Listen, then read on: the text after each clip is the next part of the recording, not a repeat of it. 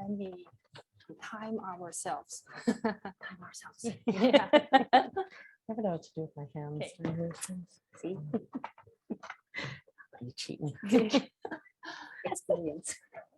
Are we ready? Yeah, Yeah, of great. course. Hello, everyone. My name is Avril Zhang. I'm a member and also currently secretary for the XCOM team for this club. And I also served as VPE last year.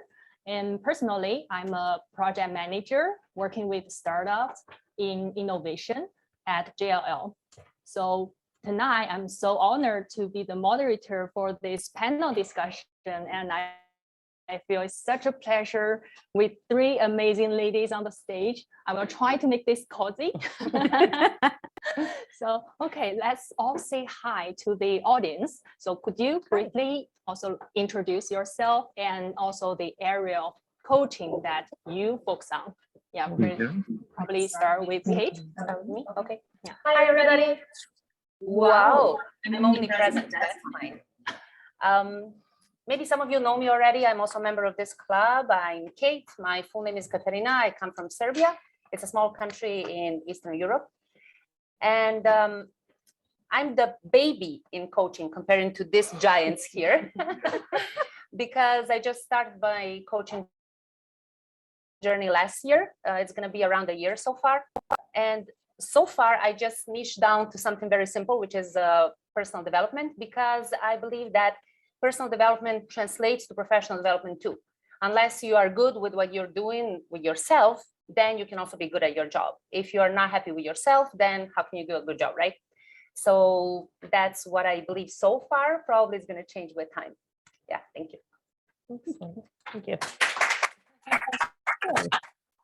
Hi, everyone. My name is Rita. I am, let's see, a trainer, a coach, a former president of Rotary Club of Shanghai, which we do a lot of work with Toastmasters. And as a coach, one of the hats that I wear as a coach, I gravitate towards performance coaching. And what that means is I'm usually called in by a supervisor. So it's N-1. The supervisor says, I've got this great person, but something's a little amiss. Can you work with them? And that's usually the area of coaching that I find myself in. I've been a coach now for 6 years. I studied here in Shanghai, and I think it's just one of the best gifts I've given myself. So thank you for having me here.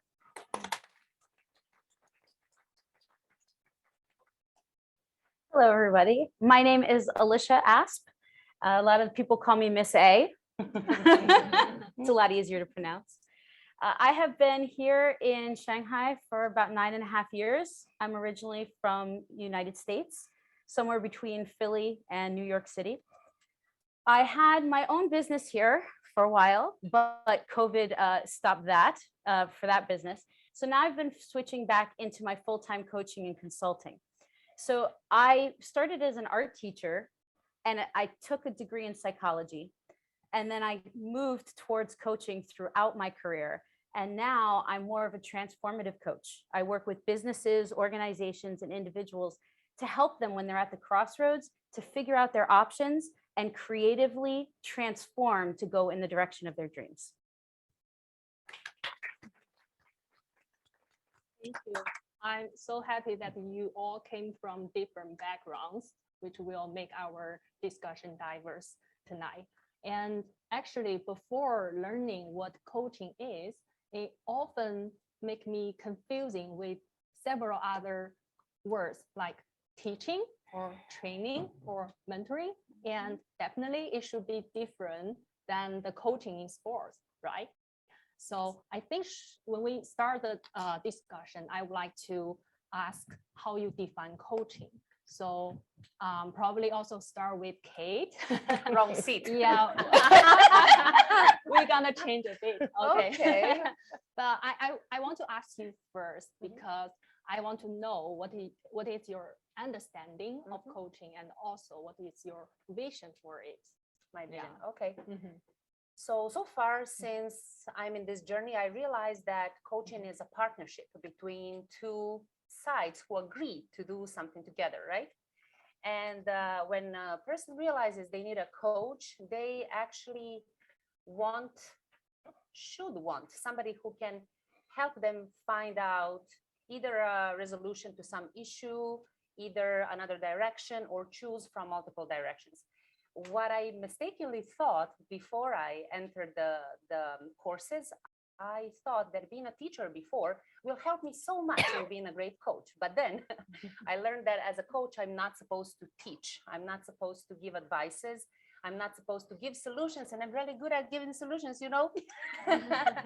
So for me, that's been really a big struggle to unlearn the behavior I've been actually, it's been made default for me for so many years.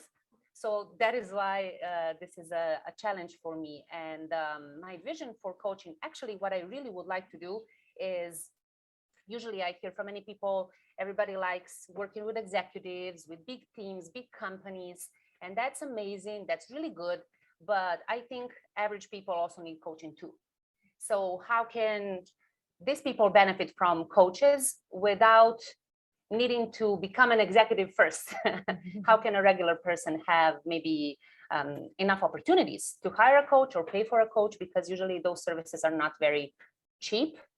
And I think it all depends on us, how we set up our own idea, our own vision, and our own business from now and for the future.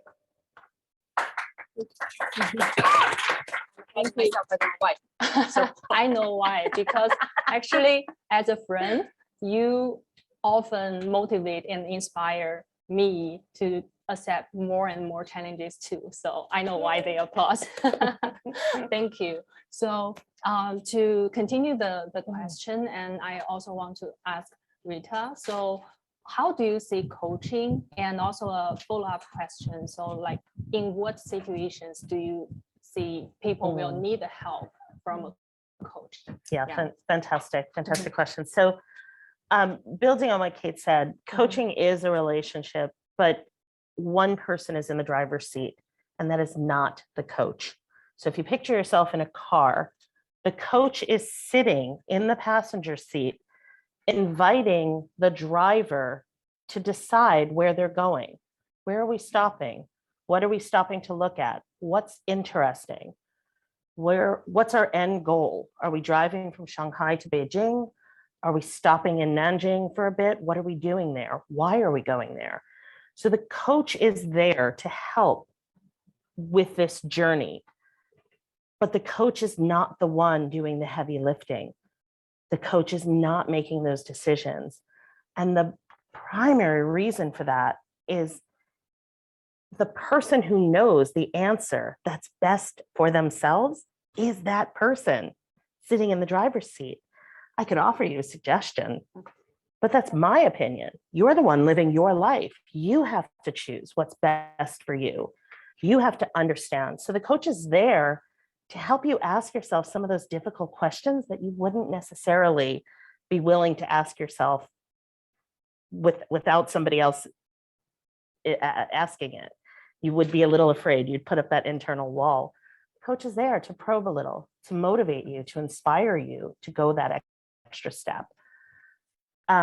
In answer to your second question, I'm going to sound a little cheeky when I say this, but every situation is a coaching opportunity. I have coach friends who talk to their children and say, what role do you want mommy to play right now? Do you want mommy to listen? Do you want mommy to give you a solution? Do you want mommy to ask you some questions? What would you like mommy to do? Because every opportunity you have is there for you to coach and inspire someone to come up with their own answer. That's the best answer for them. So use the coaching tools. It takes the burden off of you trying to solve someone else's problems, but it also empowers people to do it for themselves. So that's my speech. Thank you for mentioning, actually, it can apply in parenting as well. Yeah. And yeah, of course, for Alicia. So also I wonder, how did you start as a coach?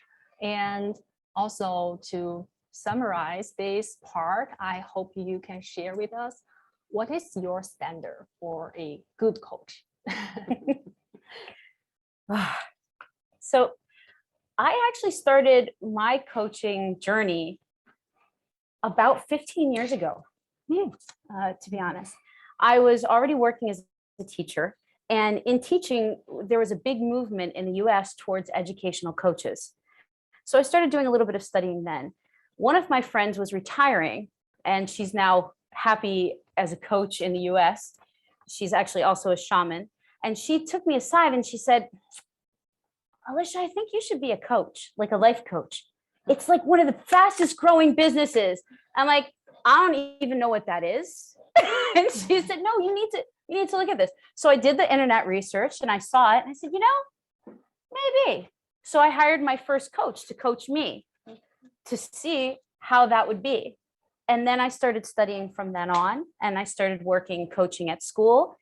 And then I had my own art business. I had my own art studio, and I helped to coach the artists so that they could learn how to get more clients, so that they could learn how to represent themselves, they could have more confidence. And finally, as I moved towards my full-on coaching transition, I started doing the actual certifications and getting that done for ICF and also for NLP. And while I don't think that those are absolutely necessary, I feel like they really do help our profession have a standard that gives some credibility and helps people to know that they can trust the coaches that have come through those programs. So I'm blending the things together a little here. I would also say then, after I got those coaching certificates, I realized that my last 4 years of teaching, I was really coaching more than I was teaching. And I knew that I was doing experimental things in the classroom I had an independent project where the students could choose whatever they wanted to do in visual art. And I just helped to guide them through the process and coach them as they went through it. And so once I got my certificate, I was like, oh, I actually have been really doing this. And it was really great. Then when I went full-time into it in the journey, I started working with other coaches and learning about niching and learning about how I really wanted to position myself. And it took a long time, but figuring out creativity was the center for me, was really important. And that has guided me through. So as for standards, I would say that you want somebody who's authentic. You also want to have somebody who is professional, has done the work to either get certified or done studying. Just like you want a doctor who's got a degree, you probably want a coach who has some type of training. I also believe that you have to have somebody who resonates with what you want and who you are. Your values need to align. And lastly, you should make sure that there's somebody who's going to give you what you need. There are amazing coaches who specialize in certain things, but if that's not what you want, it's never going to be the right relationship. So as you said, it's a relationship and you're supporting, make sure that you're finding the right relationship and the right support for what you want.